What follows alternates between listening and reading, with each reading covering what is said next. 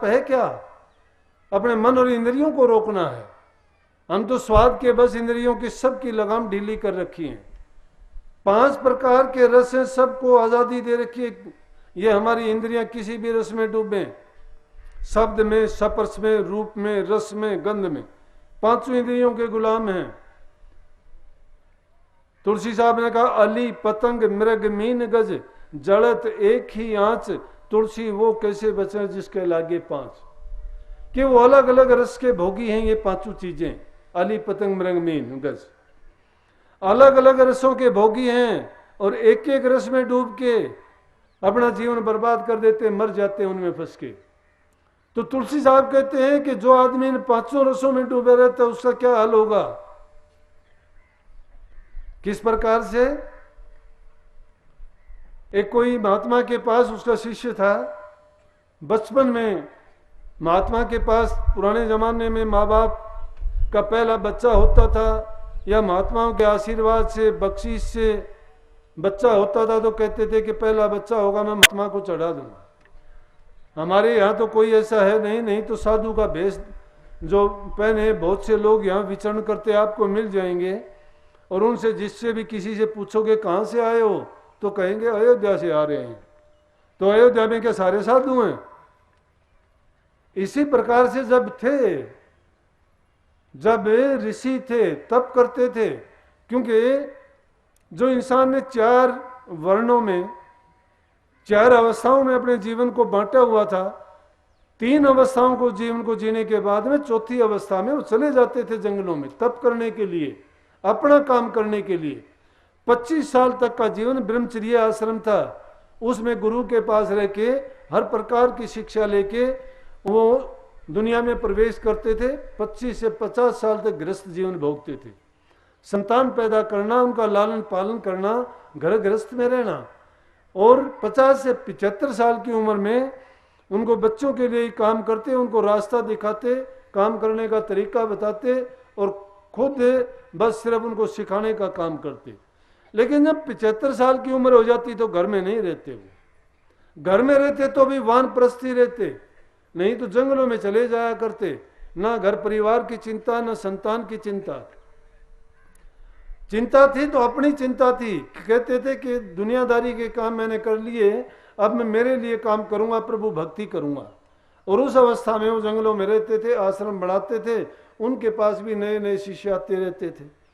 तो इसी प्रकार से उनके पास भी वो गुरु शिक्षा देते थे, उनको हर प्रकार की शिक्षा। आजकल की तरह से नहीं थे कि स्कूलों में विद्या पढ़ाते हैं और विद्या भी सिर्फ किताब भी ज्ञान है, नहीं तो वो जीवन को क्रियात्मक बनाया करते। हर प्रकार की शिक्षा जिसमें अस्त्र शस्त्र की विद्या, औषधियों की, दवाई पानी की, पढ़ाई लिखाई ज्ञान की, सारी हर प्रकार की जिसमें आगे पूरा ज्ञान गुरु से मिला करता था। तो छोटी उम्र में माँ बाप ने गुरु के पास चढ़ा दिया, उनके पास जंगल में रहा, बाहरी दुनिया का ज्ञान कम था। जब जवान हुआ तो गुरु ने उसको कहा कि जब भिक्षा लेके आ। जब गांव में से गुजरा, वो चलते चलते उसको देर हो गई। चलो 2-4 बार कहा, उसके बाद उसने सोचा दुनिया मैंने इतनी देखी नहीं है, गुरु से इजाजत लूंगा और उससे देशाटन करूंगा। मैं पूरी दुनिया में घूम के देखूंगा कि दुनिया है क्या। मैंने तो एक छोटी सी बस्ती देखी है जिसमें भिक्षा लेके आता हूँ, चंद घर हैं, चंद लोग हैं, दुनिया में तो बहुत तरह तरह के आदमी हैं। जब गुरु के पास गया, गुरु से कहने लगा जी मैं देशांतर करना चाहता हूँ, घूमना चाहता हूँ। बोला अरे क्या करेगा, यहीं अच्छा है, अपने प्रभु भक्ति कर, यहीं पे बैठ के तेरे को अच्छा है, दुनियादारी में जाएगा कोई कुछ कहेगा, कोई कुछ कहेगा। कहने लगा मेरी बला से कहो, मैं सुनूंगा नहीं। बोला अरे कोई मंदा चंगा भी बोल देगा। कहने लगा मैं सोच लूंगा कि मेरे को नहीं कहता। बोला फिर भी अच्छा नहीं है, मेरी बात को मान तू। बोला कि दुनिया में अनेक प्रकार के लोग होंगे, कोई पिटाई भी कर देगा। न बोला मैं उसको भी बर्दाश्त कर लूंगा। बोला अगर नहीं मानना तो जा और देख। अब गुरु की बात तो नहीं मानी, आखिर में गुरु ने इजाजत दे दी तो निकल पड़ा। चलते चलते वो गया तो रास्ते में क्या देखता है कि एक जगह पे शादी हो रही थी, और जब उसने बारात को आते देखा, गाजे बाजे के साथ लोग नाच रहे थे, खुशियां मन रही थी उनको देखते हुए, और उसने एक आदमी को बुला के अपने पास पूछा, बोला भाई क्या बात है ये? कहने लगे महात्मा जी ये शादी हो रही है। बोला शादी क्या होती है? पता ही नहीं था। अब वो आया था दुनिया में तो दुनियादारी की चीज किसी से पूछ के लेगा, ये ज्ञान नहीं मिला था। कहने लगा शादी क्या होती है? बोला कि शादी क्या होती है, ये लड़की है कि और वो लड़का है, लड़का लड़की की शादी होगी। बोला फिर? बोला शादी होगी तो फिर ये साथ रहेंगे, घर गृहस्थी बसाएंगे, इनको बच्चे होंगे। बोला अच्छा। ये बात उसने सुनी। चलते चलते रात हो गई, अब जाए तो जाए कहाँ, देखा एक कुआं था और कुएं के पास में ही और कोई साफ जगह नहीं थी। उसने सोचा इधर उधर कहीं जाएगा तो जंगली जानवर कोई या सांप बिच्छू कोई न भय रहता है। उसने कुएं का जो पारछा होता है उसके अंदर आसन लगा लिया, और उसमें आराम से जब रात को सोया तो सोते हुए दिन की बात का जो ख्यालात था वो ख्याल आया तो उसने सोचा कि उसकी भी उसी तरह से घोड़ी पर बैठ के नक्काशी निकली, बारात गई, गाजे बाजे बजे, नाचे कूदे, बड़ी खुशियां मनी, उसकी शादी हुई। और शादी होने के बाद उसकी पत्नी आ गई। पत्नी आने के बाद में वो सो गई। अब पारछा तो थोड़ा ही था, पत्नी भी साथ में सो गई। सोने के बाद सपने में उनको संतान भी होगी। जब संतान होगी तो स्त्री उससे कहती है कि थोड़े परली तरफ होना। बोला कि जो लड़का है ये आराम से नहीं सो पा रहा, वो थोड़ा सा उसकी तरफ कुएं की तरफ सरका। बोला कि अभी जगह पूरी नहीं है, थोड़ी और जगह बनाओ। वो अगली बार जब सरका तो कुएं में वो गिर गया, धमाका उठा। जब कुएं के अंदर आवाज हुई, पानी उसमें कम था। सुबह को लोग पानी पुनी निकालने के लिए जब कुएं पर पहुंचे और आके पूछने लगे, जब उन्होंने पानी निकालने के लिए बाल्टी को डाला तो बाल्टी को पकड़ लिया। कहने लगे भाई तू कौन है, बाल्टी क्यों पकड़ी, कोई भूत प्रेत है या कोई और चीज है? बोला मैं कुछ नहीं, मैं इंसान हूं और मैं कुएं में गिर गया, लेकिन मुझे एक बात बताओ, तुम सब ठीक ठाक हो? बोला कुएं में तुम गिरा, हमें क्या होगा, हम तो सब ठीक हैं। बोला नहीं फिर भी मैं पूछता हूं। बोला कि हम सब ठीक है, क्या मतलब तेरा? बोला मतलब मेरा ये है कि एक झूठी एक ख्वाब की शादी ने मुझे कुएं में गिरा दिया, और तुम्हारी तो सचमुच में शादी हुई है, तो तुम्हारी क्या हालत है मैं तो ये जानना चाहता हूं। तो प्रेमियों बात क्या है कि इस दुनिया में रह के जब एक एक इंद्री के एक एक उसके बस में आके रस में फंस के ये जीव अपना जीवन बर्बाद कर देता है, तो जो इंसान इन पांचों रसों में फंसा हुआ है वो कैसे बच सकते हैं? लेकिन संतों की शरण में जो जीव चला जाता है और संत उसके सर्व भ्रमों को मिटा के, अज्ञान को मिटा के सही जो रास्ता बताते हैं, जब उनकी बात समझ में आ जाती है कि हाँ ये नहीं इसका मतलब कि जिम्मेवारियों से भागा जाए, ये नहीं है कि घर गृहस्थ को त्याग दिया जाए, ये नहीं है कि काम धंधा छोड़ दिया जाए, फिर तो वो और ज्यादा कर्जदार हो जाता है। संत इंसान को इस गृहस्थ में रहते हुए ही कि पहले अपने घर गृहस्थी की जिम्मेवारियों को निभाते हुए उन सब कामों को पूरा करो। क्योंकि पूरा क्यों करें कि हम संसार में अपने कर्म के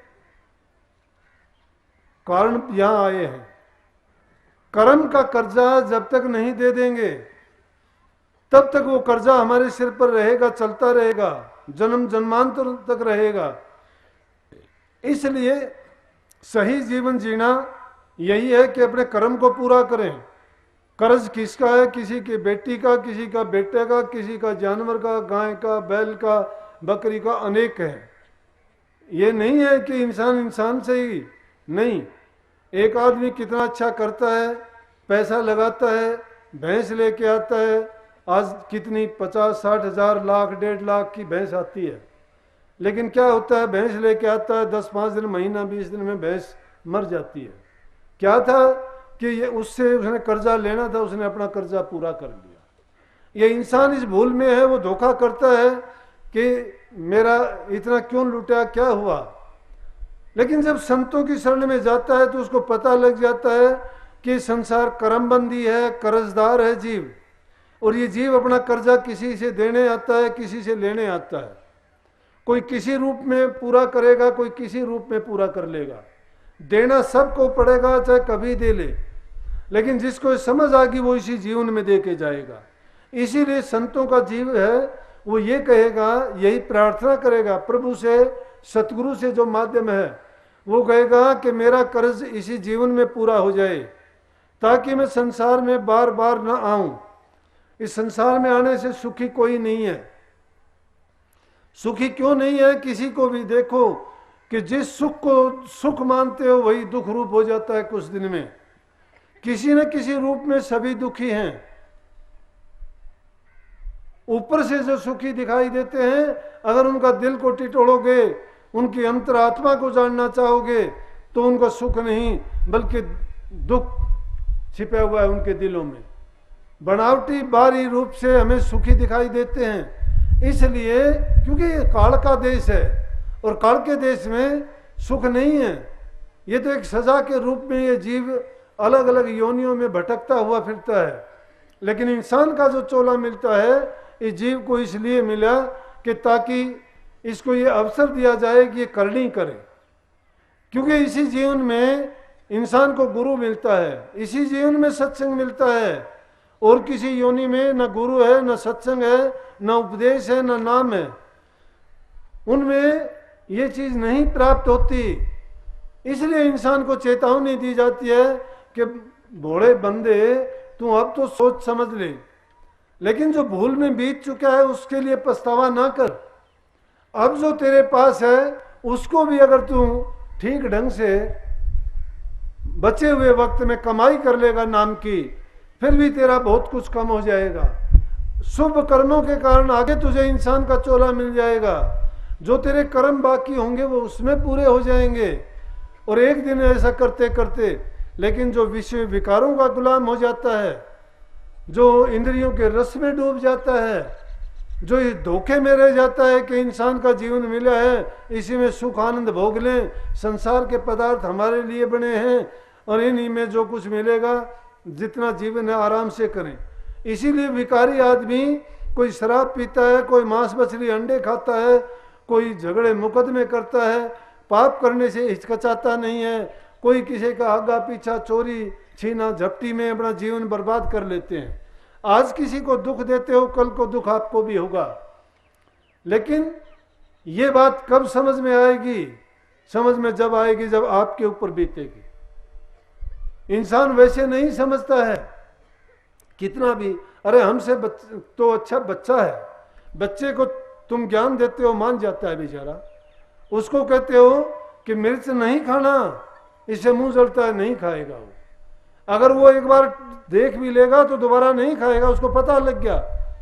लेकिन हम तो सब के सब इतने समझदार हैं, सब जानते भी हैं कि ये सारी चीजें जो बताई गई, शराब है, मांस मछली है, चोरी है, जारी है, हिंसा है, असत्य बोलना है, कि इनमें जीवन लगाओगे तो ये पाप कमाना है, और फिर भी हम करते हैं। झूठ कपट में बरतते हैं, कहते हैं कि ऐसा ना करो, किसी का दिल ना दुखाओ, फिर भी दुखाते हैं। क्यों करते हैं ऐसा? अरे प्रभु की प्राप्ति चाहते हैं, मालिक की संतान को दुख देते हैं। परमात्मा देखता नहीं है क्या? लेकिन मना नहीं करता, देखता है, तुम्हारे कर्म का लेखा रखता है, पल पल का हिसाब है, नहीं बचोगे। बचने का एक ही तरीका है कि अच्छे कर्म करते चले जाओ, बुरों का त्यागन करते चले जाओ, और जो भी समय मिलता है उसमें प्रभु भक्ति का गुणगान करो। गुरुओं की जरूरत क्यों पड़ी? परमात्मा कहां से पता लगेगा परमात्मा क्या चीज है? अगर भगत और संत और महापुरुष उस परमात्मा के गुणों का गुणगान नहीं करते तो किसी को नहीं पता चलता कोई चीज और है, कि जिसके पाने से और जिसको जपने से, जिसको याद करने से हमारे कर्म कट जाते हैं। ऐसी शक्ति है, अदृश्य शक्ति है, वो सबकी सुनती है वो। लेकिन इंसान इस भ्रम में रहता है, भूल में रहता है। तो प्रेमियों, सबसे बढ़ के जो चीज है वो है कि इंसान अपनी बुरी आदतों को त्यागता चले। आज क्या है, आदमी छोटे मोटे सुख के लिए पर्यावरण को बिगाड़ रहा है, प्रकृति के साथ कितना खिलवाड़ कर रहा है, जल की बर्बादी है, वृक्षों के अंदर धुंध कटाई है, जीव कितने मारे जाते हैं,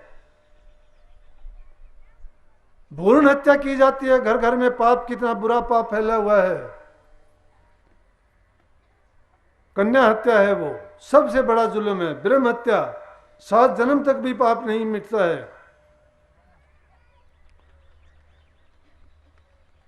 हर इंसान दूसरे को दुख देने का कोशिश करता है, संस्कार रहित हो गए हैं सबके सब, दुर्गुणों को अपना लिया, सगुणों को त्याग दिया। भाई भाई का दुश्मन है, सास बहू की दुश्मन है, भाई बहन का आपस में रिश्ता बिगड़ गया, किसी पे यकीन विश्वास नहीं रहा। क्यों हो गया? संस्कार नहीं है, अच्छी शिक्षा नहीं है, माँ बाप की लापरवाही है। बच्चे तो नादान हैं, उनको गलत कब कैसे कहेंगे? जो उसको कभी गुण दिया ही नहीं वो कहां से ले लेगा बेचारा, और बाद में उसकी शिकायत करते हो। जो चीज समय पर नहीं संभाली जाती, जमींदार आदमी हो, टाइम पे फसल को नहीं संभालते हो और पकने के टाइम पर जाके सोचते हो कि अब जाऊं और अनाज लेके आऊंगा, वो अच्छा अनाज मिलेगा आपको? कोई खाया हुआ मिलेगा, कोई उसको कच्चा मिलेगा, कोई कैसा मिलेगा? सही नहीं मिल सकता। इसी प्रकार से इंसान की सबसे बड़ी दौलत उसकी संतान है। अगर संतान जिसकी बिगड़ी हुई है या वो दुर्गुणों में फंस गई है तो उसकी सारी संपत्ति नाश हो चुकी है। तुम्हारे पास कितना भी धन दौलत हो, कितनी इज्जत हो, कितनी मान प्रतिष्ठा तुम्हारी समाज में हो, लेकिन संतान जिसकी बिगड़ गई उसका सब कुछ बिगड़ गया। जिसकी संतान अगर अच्छी है उसको धन संचय करने की जरूरत नहीं है, उसको महल मकान बनाने की जरूरत नहीं है। जिस इंसान के पास चरित्रवान संतान है, संस्कारों से भरी हुई संतान है, वो अपने आप सब कुछ कर लेगी। किसी समाज को आदर्श और ऊंचा उठाने के लिए वहां के नागरिक और वहां के इंसान उच्च चरित्र वाले, अच्छे आचरण वाले और सद्गुणों से भरपूर जब होंगे, वहां तो भक्ति अपने आप आ जाएगी। हमारा देश तो ब्रह्म मुहूर्त में आदिकाल से आरतियां उतरती थी, मंदिरों में घड़ियाल बजते थे, सोते नहीं थे। आज देखते हैं कि प्रकृति को पूरा बदल दिया। सोने के वक्त जागते हैं, जागने के वक्त सोते हैं। काम करने का टाइम क्या होता है? अरे कहाँ तो 2, 2:30 बजे 4 बजे उठ के स्नान करके प्रभु की भक्ति में लीन रहते थे, अपने आप उनमें अच्छे गुण आते थे।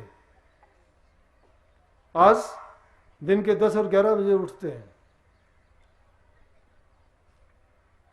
कैसे सुधार होगा? आधा दिन उनका चला जाता है, 12-1 बजे तक काम के लिए तैयार होते होंगे, फिर जब इतने बजे तक सोते हैं तो फिर रात के 11-12 उनको वैसे भी बजेंगे। प्रकृति ने दिन और रात यूं बनाए थे, रात को सोना है, दिन को काम करना है। अगर उसको ये करना होता तो वो दिन रात नहीं बनाते, फिर तो कह देते तुम्हें जब थक जाओ जब सो जाना और उठ जाओ जब काम कर लेना। प्रकृति के नियम को इंसान जब तोड़ता मरोड़ता है, प्रकृति से दुश्मनी है वो। इसीलिए तो आज देखते हो किसी को शुगर की बीमारी है, किसी को ब्लड प्रेशर की बीमारी है, किसी को हार्ट की बीमारी है, किसी को कैंसर की बीमारी है। मैं कहता हूं सूरज शब्द का योग करोगे शुगर का रोग नहीं रहेगा। ये तरह तरह के रोग आपको, कोई सर्वाइकल, कोई स्पॉन्डिलाइटिस बनाने बीमारियों के नाम नहीं पता।